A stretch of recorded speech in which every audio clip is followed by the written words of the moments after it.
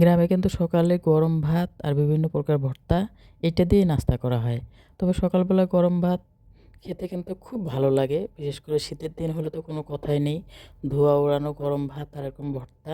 তো আমরা যদি বিভিন্ন প্রকার সবজির ভর্তাটা করে দেন, এখানে আলু, বেগুন, টমেটো, সিম, বরবটি সহ একটু ভালোভাবে সিদ্ধ করে নিয়ে, পোড়া, পোড়া করে সিদ্ধ করে নিয়ে এভাবে যদি ভর্তা করা যায়, তাহলে কিন্তু অন্য কোনো তরকারির প্রয়োজন হয় না।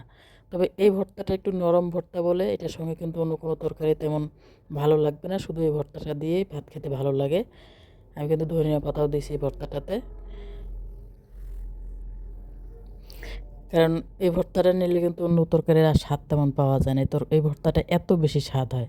তবে এটার সঙ্গে শাকভাজি নেওয়া যেতেই পারে। শীতকালে বিভিন্ন প্রকার শাকও পাওয়া যায়। শীতকালের খাবারটা এমন একটা মজাদার খাবার যা ধনী গরিব সবাই কিন্তু এই স্বাদটা উপভোগ করতে পারে। কারণ প্রত্যেকটা জিনিসই হাতের নাগালে থাকে এবং দামটাও মানে সহজ মূল্যে বলা যায়।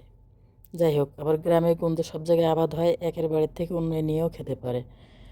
তো সবাই আমার পেজটাতে ফলো করে দিবেন, আমার চ্যানেলটাতে সাবস্ক্রাইব করে দিবেন, আমার জন্য দোয়া করবেন। আপনারাও ভালো থাকবেন। আল্লাহ হাফেজ।